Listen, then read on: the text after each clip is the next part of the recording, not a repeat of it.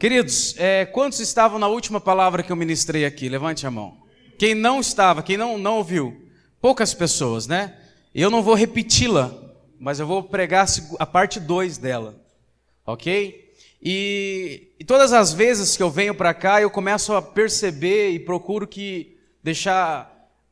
procuro uma sensibilidade do Espírito para ouvir aquilo que Deus está falando conosco como igreja e aquilo também que Deus está fazendo ao nosso meio. E a última vez que eu estive aqui, o nosso irmão Kleberson, ele falou algo interessante que ficou no meu coração.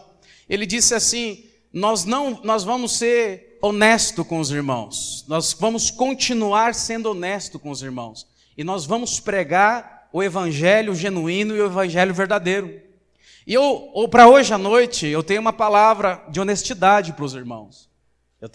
Preparei uma palavra de honestidade, são palavras novas que nós temos preparado, e eu tenho uma palavra de honestidade, que você vai ouvir hoje à noite. Mas hoje, pela manhã, eu quero falar sobre a nossa identidade. E o tema poderia ser identidade versus propósito, ou o que te define, ou quem você é, e você escolhe um desses 3 temas. E agora, eu pergunto para você, o que de fato define você? Quem você é? Porque muitas pessoas tentam entender o propósito, mas sem antes entender quem ela é. E uma coisa é fato, é verdadeiro. Você nunca vai entender para que você foi criado, qual é o seu propósito, sem antes saber quem você é.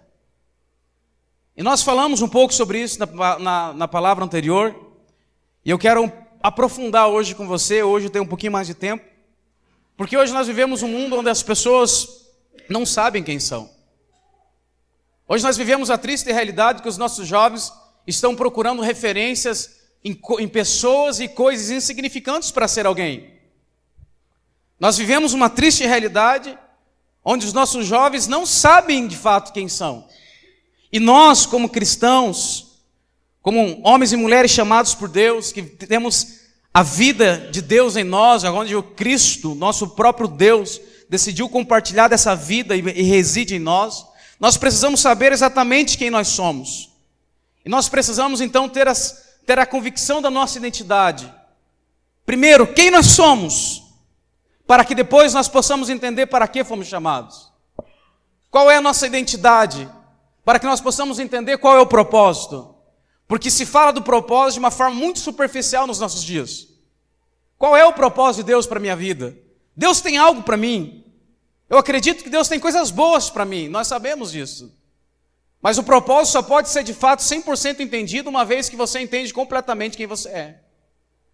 E hoje, no meio cristão, se tornou comum as pessoas dizer: eu sou filho de Deus. Mas isso já está sendo algo, para alguns, insignificante, mas é a verdade mais preciosa que você pode ter. É a verdade mais importante na sua vida, que nós somos os filhos, e somos filhos amados de Deus, a qual o Senhor morreu naquela cruz, derramou o seu sangue por nós, e a partir da cruz Ele nos deu então uma nova identidade para aqueles que nele crêem, e para aqueles que confessam e creem no seu sacrifício, na obra consumada da cruz. A partir de então, tudo muda. E eu confesso para você que há pouco tempo, eu tenho entendido completamente, de uma forma mais ampla, a minha visão tem alargado a respeito desse assunto. E isso tem me marcado de tal forma que tem me encorajado a tomar decisões que eu talvez não teria sem antes saber quem eu sou. Uma vez que você sabe quem você é, o que as pessoas dizem a seu respeito não importa. Uma vez que você sabe quem você é em Cristo, o que as pessoas dizem a seu respeito, ou ao seu caráter, ou a sua identidade, não te atinge, porque você sabe de fato quem você é. Aí eu pergunto para você, jovem, escuta, olha para mim. Você é aquilo que a Bíblia diz que você é? Aquilo que a verdade da palavra diz que você é? Ou você é aquilo que as pessoas dizem na escola? Quem você é de fato? O que te define hoje? Abra sua Bíblia em Efésios, capítulo 2, versículo 10. Efésios capítulo 2, versículo 10. Se der para projetar, seria bom. Efésios capítulo 2, versículo 10, inclusive é o texto que nós usamos como base na primeira parte dessa palavra. E eu vou usar ele agora. Diz assim, Efésios capítulo 2, versículo 10. Porque somos feitura sua. Eu prefiro essa versão. Porque somos feitura sua, criados em Cristo Jesus para as boas obras, as quais Deus preparou para que andássemos nelas. Veja que a ordem desse versículo, a Bíblia não diz para que fomos chamados. Antes, a Bíblia diz que nós somos alguma coisa. E a Bíblia diz que nós somos feitura sua.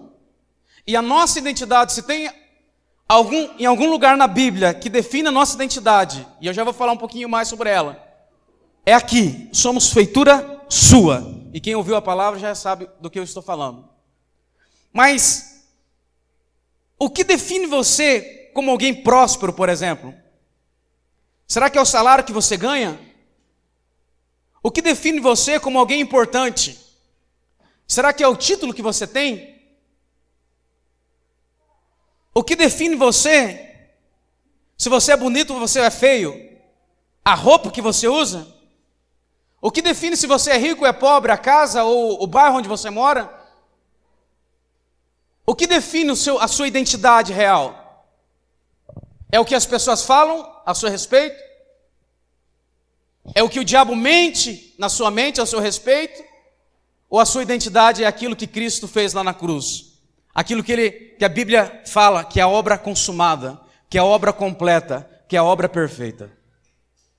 Nós precisamos tomar uma decisão de crer definitivamente daquilo que nos define. O mundo, ele enfoca em o que nós temos, onde moramos, o carro que nós andamos, com quem nós vivemos, para nos definir alguma coisa. Mas eu quero dizer para você, nada dessas coisas nos define. Hoje, nos nossos dias, o que define muitos jovens é o tênis que ele usa. É o relógio que ele tem. O que define muitas as nossas jovens é o namorado que ela tem, se é bonito, se é feio. Muito que define os nossos jovens hoje são coisas insignificantes. Mas se os nossos jovens entenderem que o que define ele é o que ele é em Cristo, a sua vida certamente ela vai mudar. As suas atitudes certamente mudará. A sua ótica a respeito do propósito, com certeza, sem dúvida alguma, vai mudar.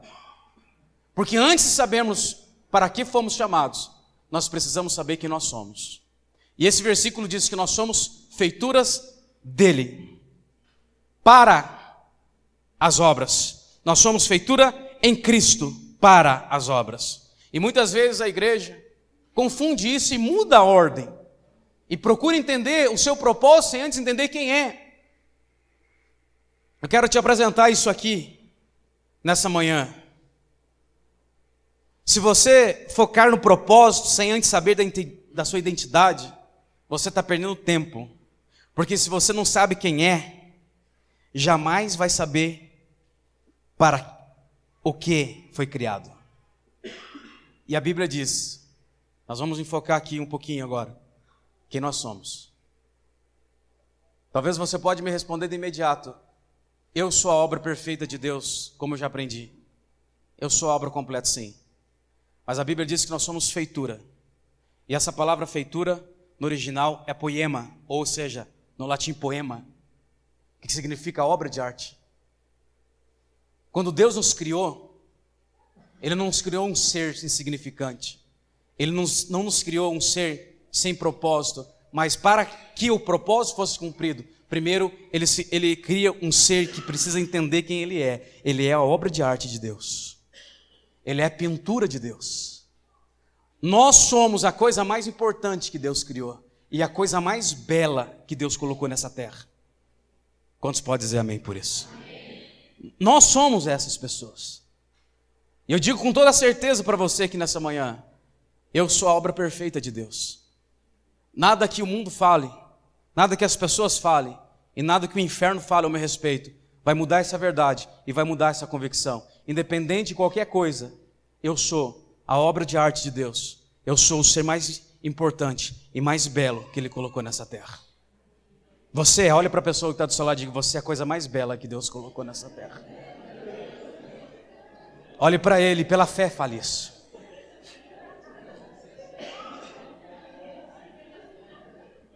Nós somos a feitura de Deus. Nós somos a obra de arte de Deus. E nada vai mudar isso.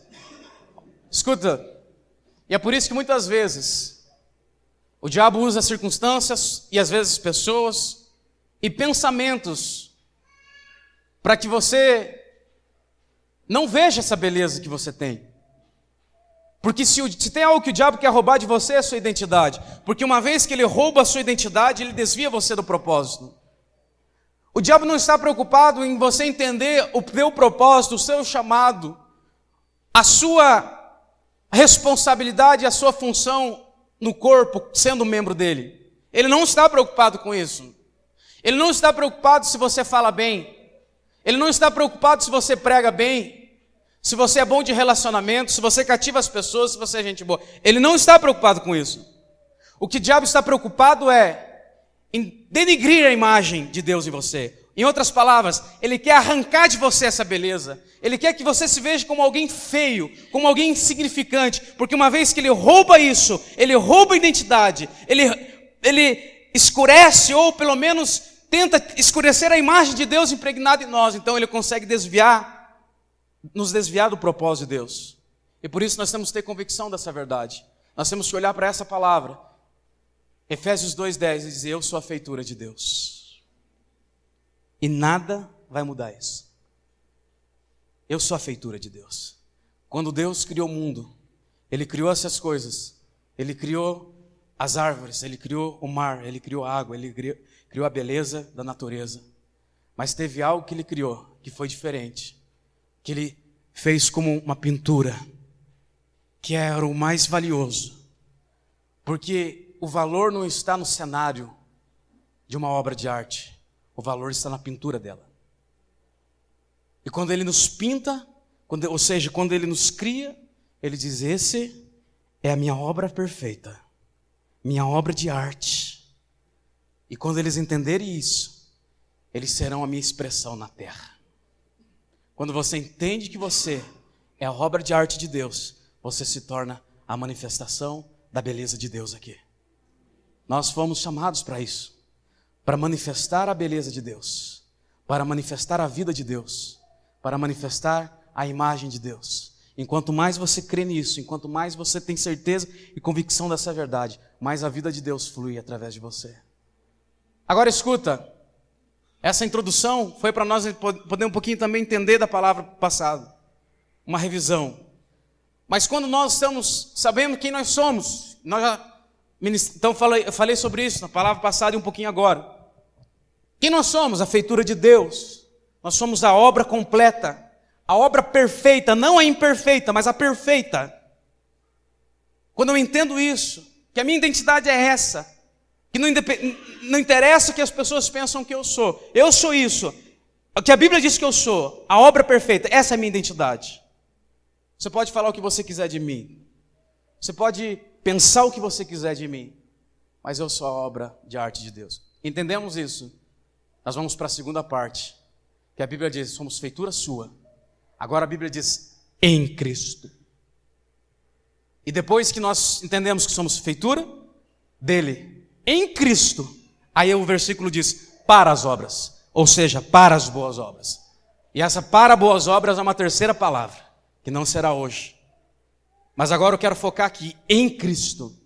Então nós entendemos quem somos. Agora vamos entender essa verdade tão importante que é em Cristo. Diga comigo: eu sou feitura de Deus, criado em Cristo para as boas obras. Queridos, nós precisamos entender essa verdade de estarmos em Cristo. Uma vez que nós estamos em Cristo, nós fomos introduzidos na sua morte e na sua ressurreição. E uma vez que nós estamos em Cristo, a primeira das coisas que nós aprendemos, uma das coisas, eu acredito, se não a mais importante, é que nós agora somos justificados pela fé, somos justos por causa de Cristo, por causa da sua obra e não mais por causa das nossas obras. Nós entendemos isso. Mas existem algumas verdades quando nós vivemos em Cristo e quando nós vivemos de forma genuína, completamente genuína. E a primeira verdade que eu quero compartilhar com você é que quando nós vivemos em Cristo e sabemos que estamos em Cristo, fomos criados nele, nós somos, a primeira verdade, nós somos abençoados. Efésios capítulo 1, versículo 3 diz que Deus já nos abençoou com todas as bênçãos. A primeira verdade é que nós somos abençoados, porque nós estamos em Cristo. Mas qual que é a base das bênçãos de Deus que eu posso aqui então colocar como critério principal? Primeiro, você já tem que entender que você é completamente abençoado, independente do que aconteça na sua vida. Por quê? Porque você foi colocado em Cristo e hoje você tem a salvação eterna. Você só está livre da condenação porque você está em Cristo. Você é muito abençoado. Eu sou muito abençoado. Talvez você diga aqui nessa manhã, eu creio e eu sei que eu sou abençoado. Mas eu pergunto para você, você crê mesmo? Você tem convicção que você é totalmente abençoado? Qual que é a base disso? Você tem certeza? Ou você define que você é abençoado pelo que você tem? Escuta. Você define que você é abençoado pelo dinheiro que você tem no bolso. Você define que você é abençoado pelo carro que você tem. Pela casa que você tem. Por que você define que você é abençoado? Será que você declara que você é abençoado quando você pode comprar qualquer coisa ou o que você quiser? É isso que é ser abençoado? É nesse momento que você se sente alguém abençoado? Porque se for nesse momento, você não entendeu o que é estar em Cristo. Quando reconhecemos que estamos em Cristo, nós vivemos com a convicção que nada, que não importa as circunstâncias da minha vida, em todo o tempo eu sou abençoado. Se eu estou passando momentos difíceis, não interessa, eu sou abençoado. Mas entende que quando você fala com as pessoas, parece que não é isso que você vê. E aí, irmão, como que está? Rapaz, Deus é muito bom, eu estou sendo muito abençoado. Estou com um emprego novo, agora estou ganhando o dobro do que eu estava. Agora você já viu alguém dizer assim, rapaz, eu sou muito abençoado, demais, porque eu perdi o emprego. Eu perdi o emprego, mas eu sou muito abençoado. Rapaz, agora eu tenho dívida para pagar e não tenho salário no começo do mês. Mas eu sou muito... Você não vê isso. Porque as pessoas acham que elas são abençoadas pelas coisas naturais. Pelas coisas superficiais. Pelas coisas que muitas vezes nos traz benefício natural. Coisas boas, mas algo natural. Uma boa casa. Um bom salário. Boas condições para viajar, para comprar, para ter. E elas definem que são abençoadas por isso. Mas você já parou para pensar que hoje, nessa manhã, você é abençoado não por essas coisas.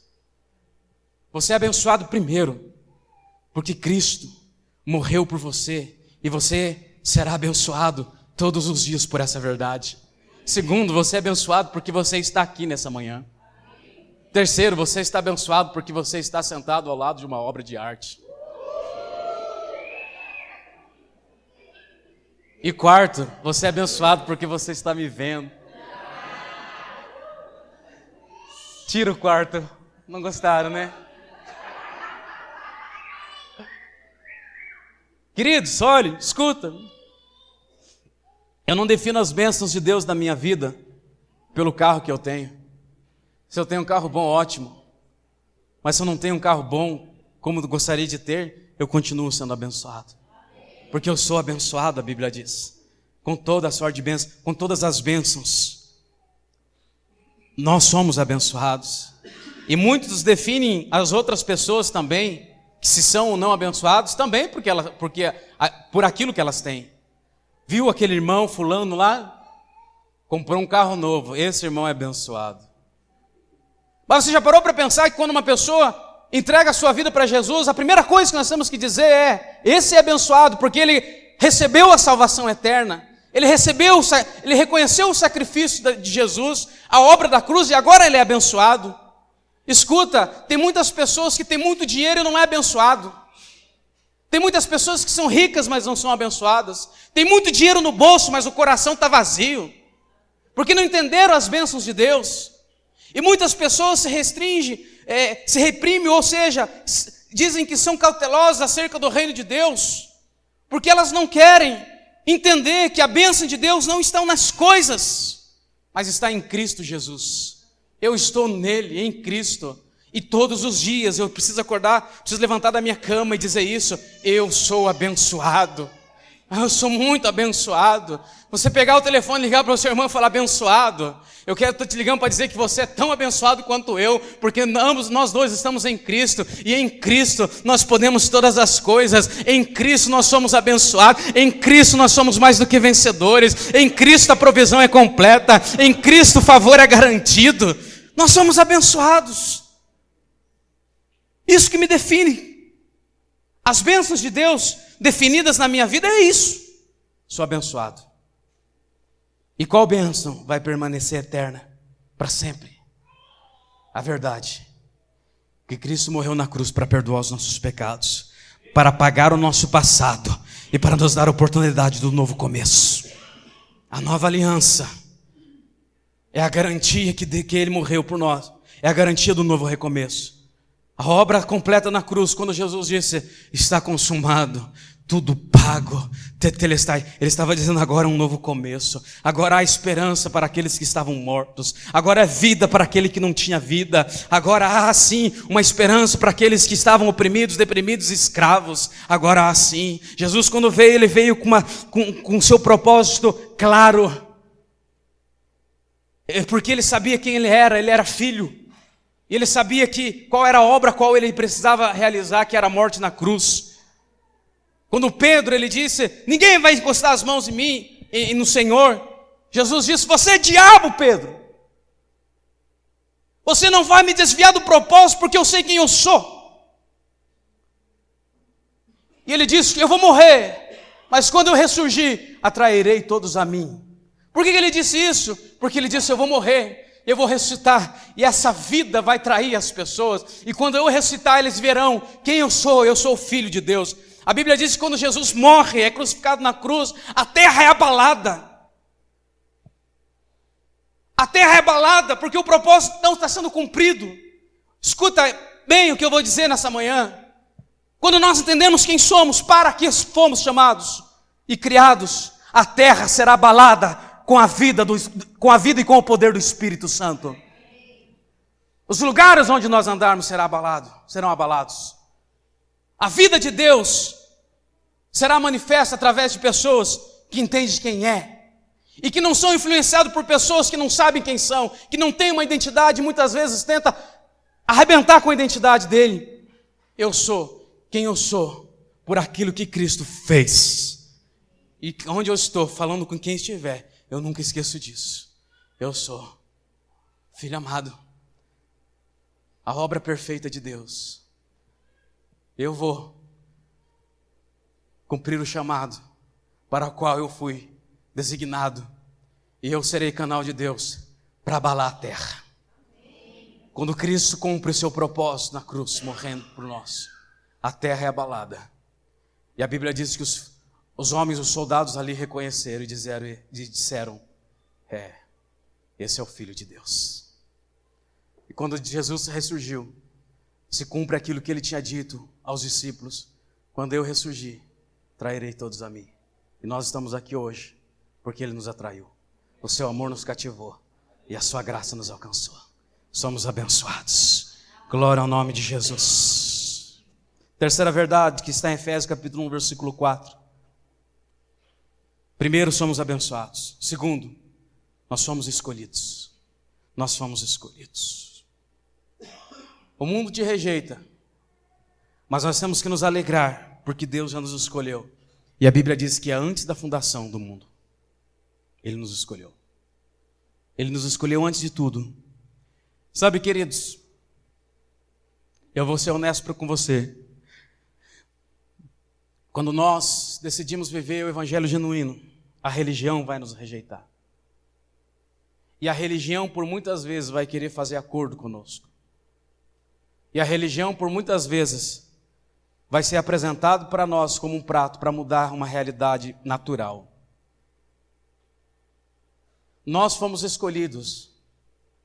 São verdades que eu estou falando, estou compartilhando com você, de estar em Cristo. Nós fomos escolhidos. Só que muitas pessoas não entendem isso. E algumas entendem pela metade. Nós somos escolhidos. Não interessa da maneira que você se veste. Porque você não é aceito por Deus da forma que você se veste. Não interessa da forma que você fala, porque Deus não te aceita pela forma que você fala. Ele não te escolheu pela forma. Olha aqui para mim. Deus não te escolheu porque você era bom. Porque Deus não escolhe ninguém porque Ele é bom. Nós somos escolhidos antes de nós expressarmos alguma habilidade natural. Porque a Bíblia diz que nós fomos escolhidos antes. Não importa se a religião te aceita, não importa se não só a religião como os religiosos, a religião estou falando de um sistema, os religiosos estou falando de pessoas, não interessa se ele te aceita ou não te aceita, Deus te escolheu, Ele te aceitou. E para viver o evangelho genuíno, nós fomos escolhidos por Deus. E eu tenho dito, falei isso em Colombo, repito aqui hoje, eu tenho certeza que Deus nos escolheu para ser uma referência nacional em pouco tempo e uma referência internacional ao longo prazo. Eu creio nessa verdade. E as circunstâncias aparentes que acontecem não definem. Escuta. As coisas naturais, o mundo natural e as circunstâncias aparentes que acontecem não definem uma verdade. O que define a verdade é que o evangelho genuíno, uma vez pregada, alcança os inalcançáveis. E nós fomos escolhidos para isso. Deus já nos escolheu antes da fundação do mundo. E Deus já nos escolheu, é isso que nos define. O que você diz a meu respeito não interessa. Você me aceita ou não, também não interessa. Mas agora o que Deus diz ao meu respeito, conforme a sua palavra diz, aqui em Efésios 1:4, eu fui escolhido. Quando você nasceu, você já tinha sido escolhida. Quando você estava no ventre da sua mãe, você já tinha sido escolhido. Você foi escolhido para esta obra e você não pode negá-la. E você não pode tentar mudar essa verdade, porque nada muda essa verdade. Nós fomos escolhidos. Vou avançar. Vou abrir um parênteses aqui antes de avançar. Essa palavra escolhido que está aqui em Efésios 1:4, que diz que Ele escolheu antes da fundação do mundo. Essa palavra, no original, ela é kaleo, que significa chamar por nome em alta voz. Deus nos chamou por nome.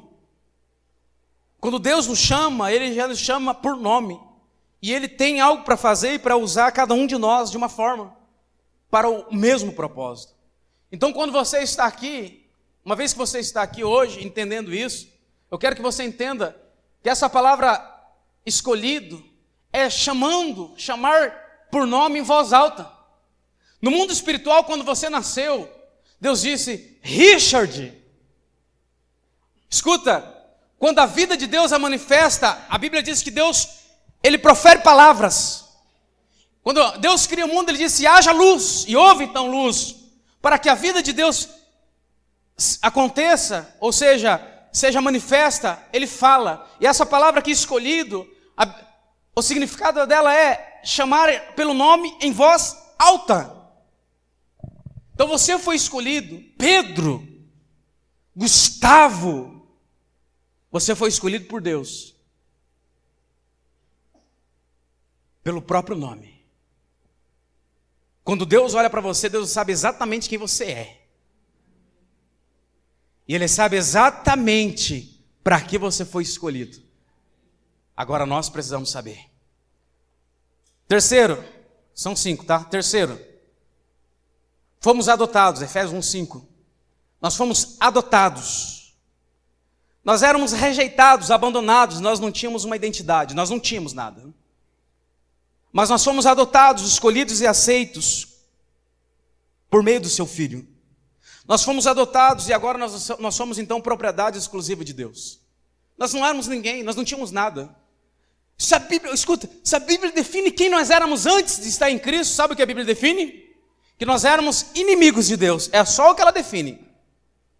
Obra caída, obra imperfeita, um erro de obra. Era o que a Bíblia define, nós éramos inimigos de Deus. Mas a Bíblia diz que por causa da morte de Cristo na cruz, por causa da sua ressurreição, que nós fomos agora incluídos em Cristo, agora nós temos uma família. Significa que nós fomos adotados. E eu não vou esboçar muito, mas eu vou falar um pouquinho. E essa palavra adotados significa que você não pode ser mais rejeitado, ou seja, deserdado. Eu quero que você entenda que antes, quando alguém adotava uma pessoa, por exemplo, tinha lá um homem, um dono de propriedades, ele tinha os seus filhos, e os seus filhos, um deles então decide agir de má fé com seu pai e acaba roubando o seu pai. Pela lei, pelas regras, ele tinha todo o direito de deserdar esse filho e rejeitar esse filho. Só que quando ele fizesse isso, aquele que roubou, olha, eu estou te deserdando e tudo aquilo que eu tenho, você não vai ser participante de nada. Você agora é um Zé Ninguém, ou seja, você não tem nada. E ele era então excluído da família e automaticamente excluído de desfrutar daquilo que o pai tinha. Só que pela lei também, aquele homem era obrigado a pegar um dos seus escravos e fazer ele como filho agora. E chamava isso de filhos de adoção, filho adotado. Mas também pela lei, por essa lei, eu estou dando uma ilustração, quero que você entenda, só para você entender. E pela lei, ele não poderia mais agora deserdá-lo, independente do que acontecesse. Se aquele filho adotado roubasse o pai, agisse de má fé contra o pai, tentasse matar o pai, ele não podia deserdá-lo. Essa é a força da expressão da palavra adoção. E nós fomos adotados. Nós éramos caídos. Nós éramos ninguém. Não tínhamos uma família. Mas o Pai, o nosso Deus, Ele entrega o seu único filho para morrer naquela cruz por nós. E uma vez que Jesus morre, o seu sangue é derramado. A Bíblia diz que agora lá em João capítulo 1, versículo 12, João, que agora nós somos filhos por direito. Aqueles que recebem Jesus, agora é filho. Ou seja, nós não tínhamos nada, nós não tínhamos ninguém, nós éramos um ser insignificante, e a Bíblia nos define como inimigo de Deus. Mas a Bíblia diz agora que nós somos filhos. Escuta, irmãos, me perdoa, me desculpa, aqui não consigo me conter, mas a Bíblia diz que nós somos filhos amados do Senhor, aquele a qual o Senhor guarda, aquele que o Senhor cuida, a qual o Senhor tem zelo, agora, a qual dia e noite o Senhor está com os olhos, dizendo: eu te cuido, eu te guardo, eu vou fazer de você, você não tem ideia onde eu vou te levar, você não tem ideia o quanto eu te amo,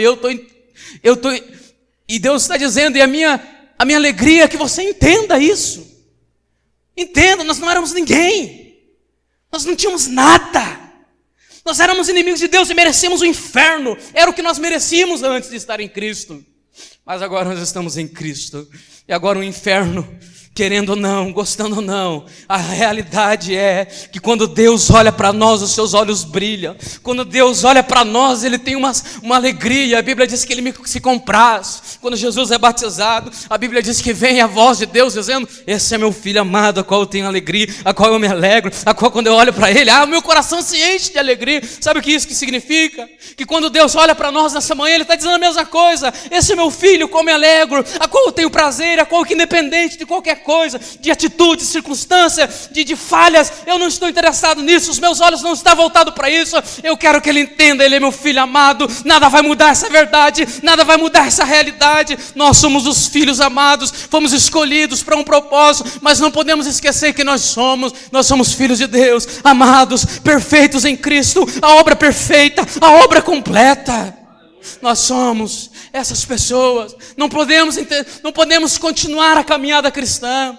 Não podemos avançar na edificação da igreja sem entender isso. Se nós somos quem somos. Nós estamos, por muitas vezes, lá em São Paulo. E nós agora temos algumas pessoas que nós conhecemos, alguns amigos, relacionamentos que estamos fazendo, mas no começo não tínhamos ninguém de conhecido, não tinha uma casa para ir, e nós éramos acostumados a estar com os irmãos praticamente todos os dias. A Daiane sabe o que é isso, o Yuri, sabe? Eu vou te falar uma coisa, que por muitos momentos, eu pensava, poxa, nós estamos sozinhos aqui, mas todas as vezes que eu pensava isso, a voz de Deus vinha. E dizia, você não está sozinho, aleluia.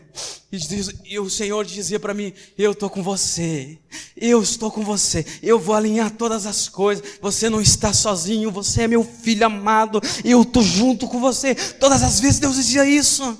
E sabe, queridos, entenda uma coisa, quando você for enviado para plantar uma igreja, e quem já foi sabe do que eu estou dizendo, o que vai te sustentar lá não é o dinheiro, o que vai te sustentar lá não é a sua capacidade humana, não é o seu intelecto humano, a sua sabedoria humana.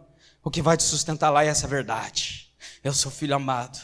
E todas as vezes que você pensar em voltar, pensar em retroceder, essa verdade, ela vem como um outdoor, como uma placa na sua mente, no seu coração, dizendo, você é meu filho amado, eu estou com você, eu não vou te desamparar, eu sei quem você é, eu sei tudo que você precisa, não se preocupe com o dia da manhã, não andeis ansiosos, não se preocupe, eu vou suprir tudo, eu sou seu pai, eu te amo e vou cuidar, e cuido e vou cuidar de você todos os dias. Era isso que Deus falava comigo. E Deus então começa a alinhar tudo. E um dia eu estava triste. Escuta, eu quero que você entenda. Vamos parar com o clericalismo aqui. Pastor, você estava triste? Estava. Pastor, você entrou em conflitos? Sim. E um dia eu estava em conflitos. Estava trabalhando no começo. Porque no primeiro mês a saudade bate. Até do Kleber eu senti saudade, não acredito. Não, do Kleber mesmo.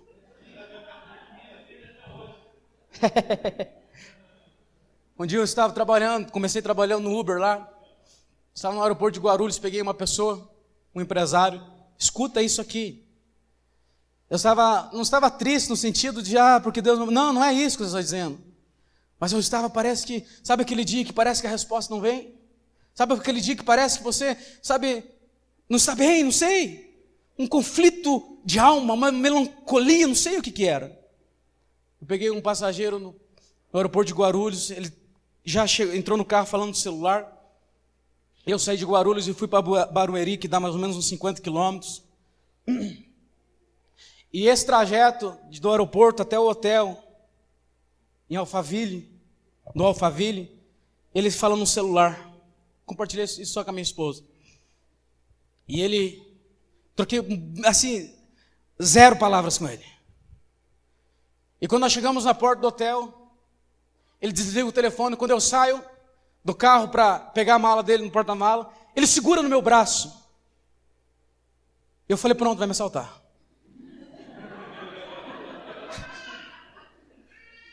Ele segura o meu braço e não pergunta meu nome, não fala nada. Ele coloca a mão direita, eu estava sentado aqui, ele estava aqui. Ele coloca a mão direita sobre o meu ombro esquerdo. Ele diz assim, Deus te trouxe aqui. Eu falo isso diante de Deus. Ele diz, Deus te trouxe aqui. Todos os recursos necessários Deus vai alinhar. E ele diz assim, e Deus está dizendo para você, as coisas, eu já recebi isso. Ele disse, as coisas vão acontecer muito mais rápido do que você imagina. E as últimas palavras dele foi, não se intimide e não tenha medo dos desafios. Porque os desafios que Deus te colocar, Ele está no controle, Ele vai suprir tudo. Eu nunca vi aquele homem na minha vida, nunca troquei minha palavra. Nem leite quente eu falei para ele definir que eu era aqui do sul. E ele saiu do carro, eu fiquei assim anestesiado, porque estava degustando. Eu saí com ele assim, meio bobo. Abri o porta-mala, não sabia se chorava, se gritava, não sabia o que fazia.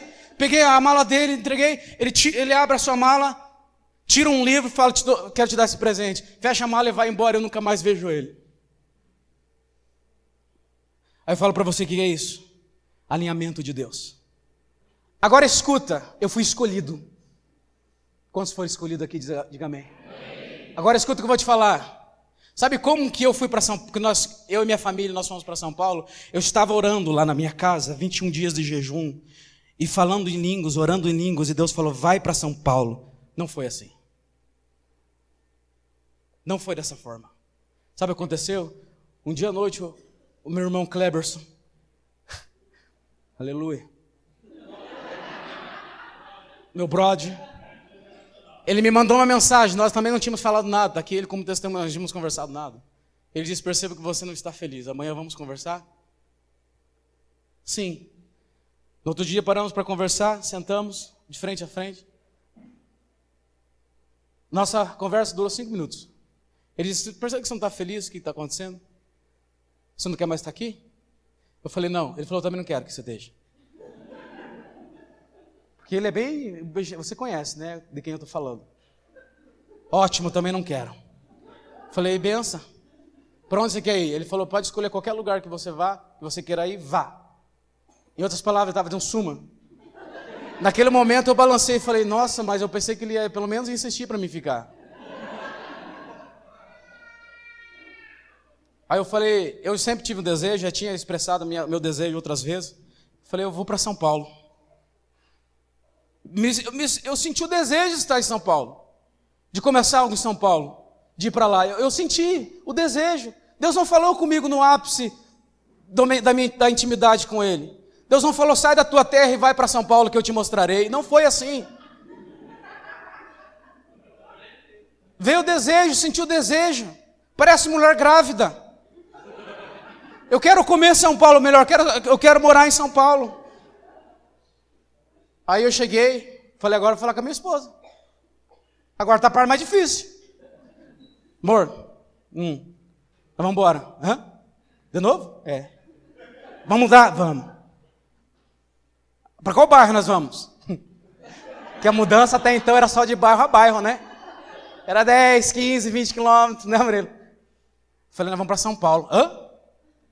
Enfim, irmãos, conversamos, alinhamos, 30 minutos de conversa. Tá bom, vamos arrumar as coisas. Vamos trazer caixa. Gustavo chega do colégio no final do dia. O que essas caixas? Nós vamos mudar. Mudar de novo? Sim. Para onde? São Paulo. São Paulo? É, São Paulo. Tá bom, então vamos arrumar as coisas. E fomos arrumar as coisas para ir para São Paulo, uai. Simples as coisas, uma vez que você sabe quem você é. Simples. E eu, como eu disse ontem, questionei a Deus. Como eu disse ontem lá em Colombo, questionei a Deus. Não. Porque Deus não responde questionamentos. Deus responde orações. Eu fui lá dizer, Senhor, por que agora eu vou mudar de novo? Não. Isso é questionamento. É o cristão batizado no espírito do porquê. Por que, Senhor? Por que isso? Por que aquilo? Por que aconteceu comigo? Por que foi assim? Por que não foi desse jeito? Eu vou te falar por que não foi. Porque Deus não quis e você não tem nada a ver com isso. Deus quis dessa forma. Ele que é o soberano. É Ele que tem pensamentos bons a seu respeito e sabe o caminho que você deve seguir. Então deixa eu falar, creia nele, feche seus olhos e vai. Enquanto seus olhos estiverem fechados, não vai ver o natural. Enquanto você não vê o natural, você vai entrar na atmosfera a qual faz parte da sua natureza, o sobrenatural. E você começa ver os milagres de Deus acontecer em um alinhamento de Deus. E Deus tem alinhado tudo. De uma forma impressionante. Eu tenho conversado com alguns irmãos e eles, nem sei se eles têm acreditado no que eu tenho te falado. Nem sei, mas acreditando ou não acreditando, está lá para ver. Mas a minha esposa sabe tudo que tem acontecido. Tudo. Sabe, queridos, eu fui escolhido, você foi escolhido, nós fomos escolhidos. Feche os olhos. Não pergunte para Deus por quê. Interessa por quê. Deus não está preocupado com seus questionamentos. Deus está preocupado em você expressar o seu coração, se derramando diante dele e falar, Senhor, para onde que eu vou agora? Para a direita ou para a esquerda? Senhor, talvez eu fui para a direita aquele dia, Senhor, e o Senhor não queria que eu fosse para a direita, porque eu esqueci da minha dependência total no Senhor, mas agora para onde que eu vou? Para a direita ou para a esquerda? Aí ele fala, filho amado, vá para cá agora, porque aqui eu tenho coisas boas para você, porque eu tenho pensamentos bons a seu respeito. Pode ir, vá sem medo, eu vou alinhar tudo. Lá naquela cidade, não se preocupe, porque ela é grande, mas ela não é maior do que eu. Fique sossegado, fique tranquilo, fique com o coração em paz. Eu vou alinhar tudo, eu vou usar pessoas que você não tem nem ideia. E é o que tem acontecido. Mitch tem sido uma bênção, tem sido usado por Deus. Ele não é de São Paulo, ele está morando em São Paulo há muito tempo, mas ele é do Pará, né? E Deus tirou ele do Pará e colocou ele em São Paulo para ser canal de Deus para nós. Você se alegra por isso? Amém. Quarto, fomos aceitos em Cristo. Tem que correr. Fomos aceitos em Cristo. O primeiro, somos abençoados. O segundo, fomos escolhidos. O terceiro, fomos adotados. E o quarto, fomos aceitos. Interessa quem te aceita, quem deixa de aceitar. O que interessa é que Deus te aceitou já. Quando Jesus olhou, quando nós olhamos para a história de Zaqueu, quando Jesus está passando, Zaqueu sobe em cima da árvore. E Jesus olha para Zaqueu e fala: ô Zaqueu, vou comer lá na sua casa hoje, eu vou dormir lá. Os religiosos não aceitaram isso. Os fariseus não aceitaram isso. E Jesus disse: eu vou comer lá. Aí os fariseus, os mestres da lei da época, começaram a questionar um ao outro: mas como que pode? O Jesus, que se diz o enviado, o Messias, vai comer na casa de Zaqueu? Não. Você sabe quem esse homem é? Sabe por quê, querido? Porque Jesus aceitou Zaqueu.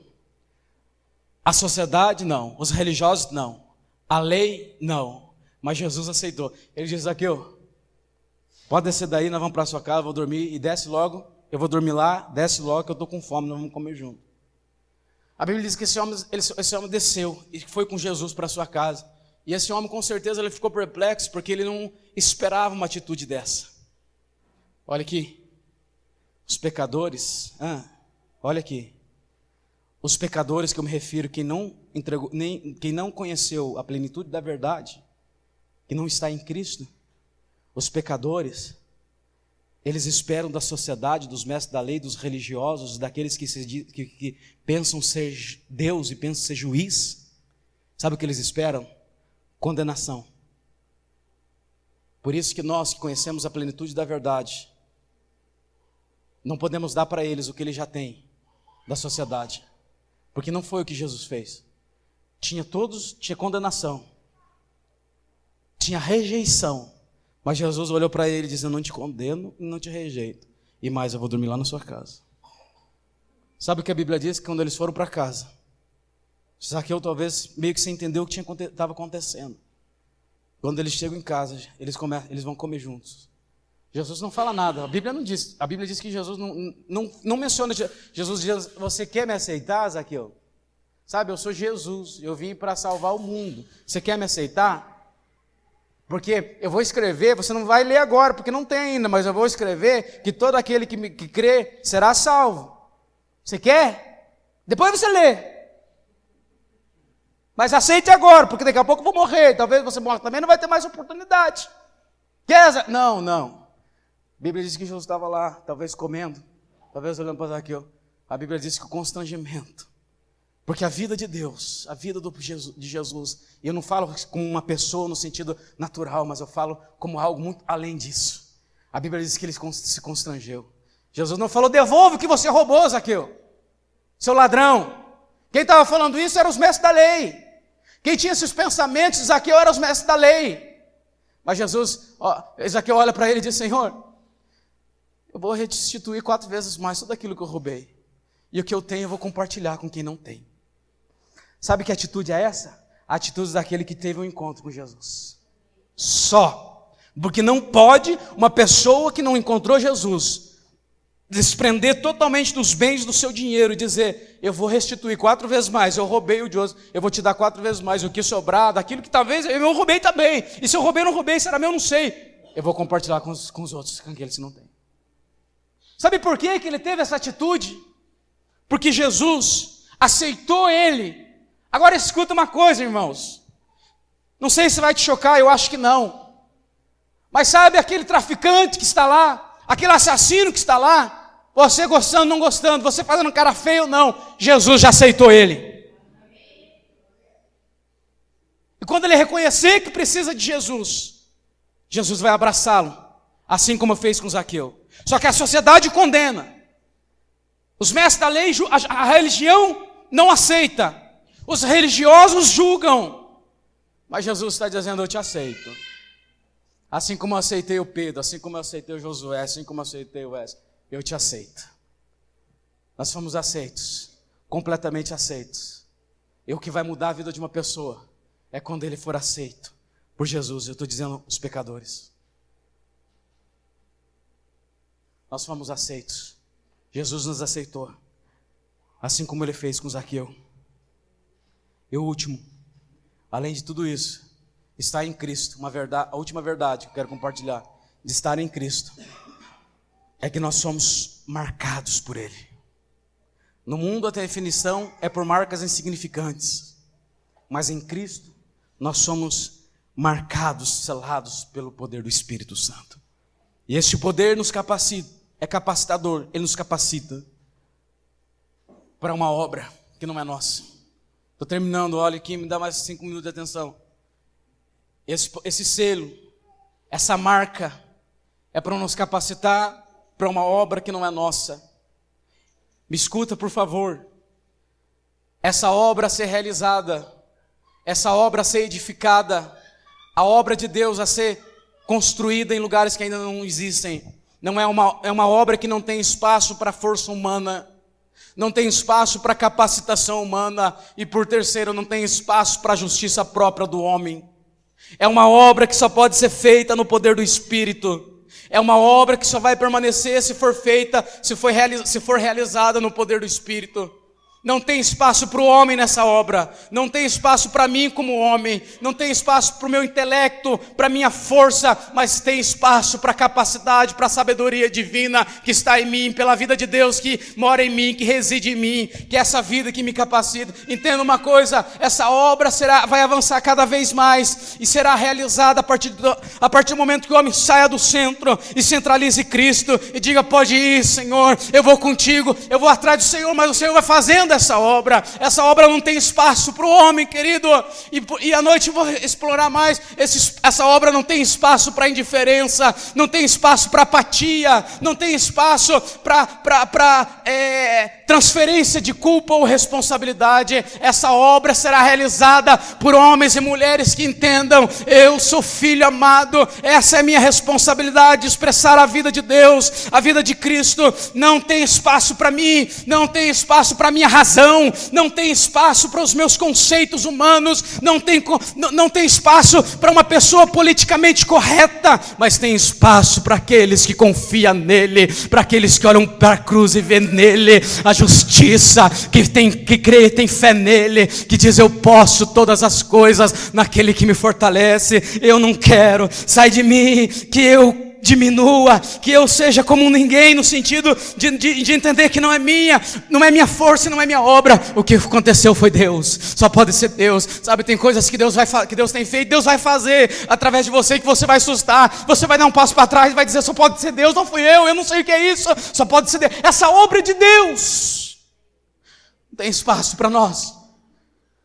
Nós precisamos entender que nós estamos em Cristo, dele, por ele, para ele são todas as coisas.